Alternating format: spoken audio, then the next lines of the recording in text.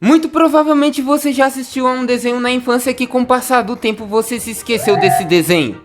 Como isso é algo extremamente comum, eu criei essa série em que falo de desenhos que foram esquecidos. Essa é a parte 2 dessa série. Se você gostar desse vídeo, depois dá uma checada na parte 1. Não é necessário assistir a parte 1 para assistir esse vídeo. E quais são os critérios que eu uso para montar as minhas listas? As vozes da minha cabeça. Mas antes, o canal é pequeno, então deixa aquele like para me ajudar a sair do limbo do YouTube. Desenho de número 10, Mansão Foster para Amigos Imaginários. O desenho conta a história do Mac, que é obrigado a abandonar o seu amigo imaginário. O irmão do Mac fez merda e colocou a culpa no Blue, que é o amigo imaginário do Mac, e que por conta disso os pais do Mac obrigam ele a deixar o Blue na Mansão Foster. Uma mansão que funciona basicamente como um orfanato para amigos imaginários. Um orfanato porque dentro da história a pessoa não só pode abandonar o amigo imaginário, como também pode adotar um. Os episódios giram em torno do Blue se adaptando a nova casa e dele e do Mac arrumando altas confusões nessa mansão, enquanto eles conhecem os outros moradores. Uma coisa que eu gostava muito desse desenho é que cada amigo imaginário tem uma particularidade. E os designs dos monstros são bem legais, cada um mais diferente que o outro. Um desenho extremamente carismático. O desenho foi feito pelo mesmo criador de Meninas Superpoderosas. O desenho aqui no Brasil passou tanto na Cartoon Network como no SBT. Desenho de número 9, Rei Arthur. Esse desenho passava direto na TV Cultura e era um dos meus favoritos. Pelo que eu me lembrava desse desenho, ele girava em torno do Arthur e da sua forma de ver o mundo, misturando o cotidiano do personagem com a sua imaginação fértil. Mas o desenho tá muito mais para uma sitcom do que um desenho que tem um único protagonista. Logicamente o Arthur é o principal, mas o desenho não foca só nele, parecendo uma mistura de Todo Mundo Odeia o Chris, Doug Funny e Furries. Desenho de número 8, Os Amigos da Miss Spider. Vulgo o desenho da aranha Giga Shed. É sério, as únicas vezes que eu vi alguém falando desse desenho foi falando dessa aranha maldita, que me causou o primeiro caso que eu tive com o Vale da Estranheza. Falando do desenho em si, o desenho conta a história dessa família de aranhas que vivem altas aventuras no bosque de Sunny Patch. Eu acho que é assim que se fala. O diferencial desse desenho é que ele trazia a visão dos insetos e que falava muito sobre família. As mensagens do desenho são bem bonitinhas, principalmente porque ele trata de um assunto que não é muito comum, adoção. Metade dos filhos da Miss Spider são adotados. Então tem vários episódios que tratam desse assunto, principalmente porque ela não adotou aranhas, ela adotou outros insetos que são completamente diferentes um dos outros. As mensagens são bonitinhas, mas não posso falar o mesmo da animação. Esse é um desenho da Nickelodeon, que também passou na TV Cultura. Desenho de número 7, Pocket Powers. Outro desenho da Nickelodeon, e eu não lembro que canal eu assisti esse desenho, já que eu não tinha TV a cabo. O diferencial desse desenho é que ele era focado em esportes, e trazia toda essa estética radical. Não só com os esportes, mas no estilo de animação, que tem essas cores fortes, e todos os designs dos personagens, tudo é muito radical.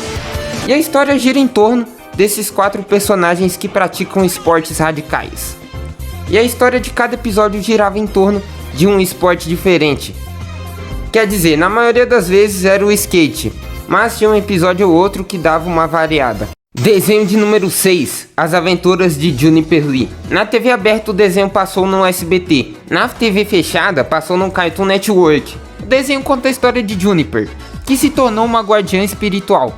Nesse universo existem pessoas que são escolhidas para manterem o equilíbrio entre o mundo dos monstros e o mundo humano. O desenho não tem uma história com início, meio e fim.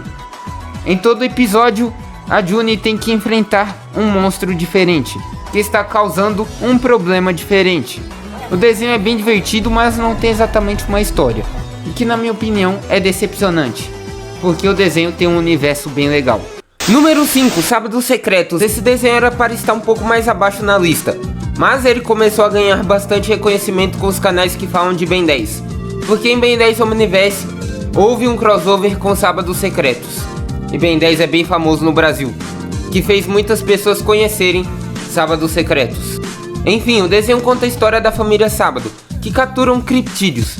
Para você que não sabe o que é um criptídeo, são aquelas lendas urbanas que supostamente foram capturadas em fotos, em vídeos, como o Pé Grande e o Monstro do Lago Ness.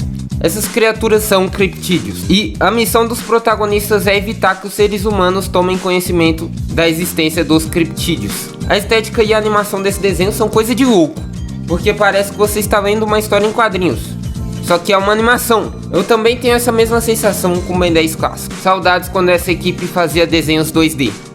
E desenhos que prestam. Número 4, Meu Amigo da Escola é um Macaco. Mais um desenho da Cartoon que passou no SBT.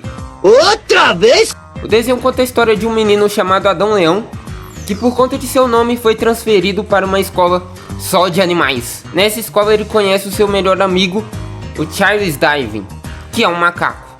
Cara, esse trocadilho é genial. Se você não entendeu, vai estudar.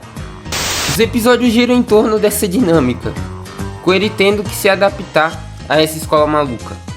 Um desenho de comédia que, sinceramente, eu não vi a graça nesse desenho. Desenho de número 3, As Aventuras de Max. Ok, esse na minha opinião é um dos mais bizarros dessa lista. Não porque o desenho em si é bizarro, mas porque sua origem é num tanto curiosa. Esse desenho é uma animação tailandesa e é uma adaptação, mas não é uma adaptação de um livro ou de um jogo. É uma adaptação de uma franquia de sorvete da Kibon. Mano, que negócio aleatório. Eu sei que vocês eram viciados no picolé do Max. Tô falando do sorvete. O desenho conta a história do Max, que ao lado de sua amiga estão à procura dos 3 cristais do leão, para que as forças do mal não coloquem as mãos nesse poder. Não tem muito o que falar da história do desenho, porque em boa parte é só um Ctrl-C, Ctrl-V de Indiana Jones. Os episódios giram em torno dele procurando a localização dos cristais e indo atrás dos cristais, antes que o vilão genérico da história pegue os cristais. Você queria o quê? O desenho foi baseado em uma franquia de picolé. Tá ligado? Você queria complexidade? Não tem como. Desenho de número 2, Mucha Lucha, outro desenho que passou no Bom Dia e Companhia. Dessa vez o desenho não foi produzido pela Cartoon Network, mas sim pela Warner Animation. Eu simplesmente esqueci que o Cartoon Network é da Warner. Então sim, o desenho passou no Cartoon Network. O desenho conta a história de 3 crianças, Ricochete, Buenanina e Pulga. Juntos eles frequentam a mundialmente renomada Escola Internacional de Lucha, onde aprendem a lutar de acordo com as regras do Código de Lucha, Mascarada.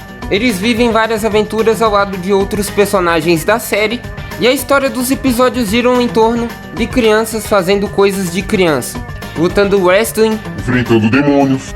nada que uma criança comum não faça. Eu não sei se esse desenho é bom ou não. Eu lembro que eu gostava, mas assim, eu não tinha senso crítico nenhum. Mas eu acho a estética do desenho bem legal. Me lembra muito aquele jogo Flash Burrito Bison. Desenho de número 1, O Show Secreto. Esse desenho passou na TV aberta, na TV Cultura. Não achei nenhuma informação falando em qual canal da TV fechada esse desenho passou. O desenho conta a história da dupla Victor Volt e Anita Knight, 2 agentes que trabalham para a organização secreta, o ZZ. Os 2 agentes secretos contam com a ajuda de um cientista maluco. Pela sinopse parece apenas um desenho genérico de espiões dos anos 2000. Mas esse desenho é bem diferente, porque ele é completamente maluco. Tem episódio com apocalipse zumbi, com invasão alienígena. Esse episódio da invasão alienígena é bem bizarro, porque as pessoas comem os alienígenas. Pra quem gosta de desenho aleatório, esse é um prato cheio. É isso, espero que tenham gostado desse vídeo. Se tiver um dinheiro sobrando, vira membro. Tamo junto, é nóis, falou!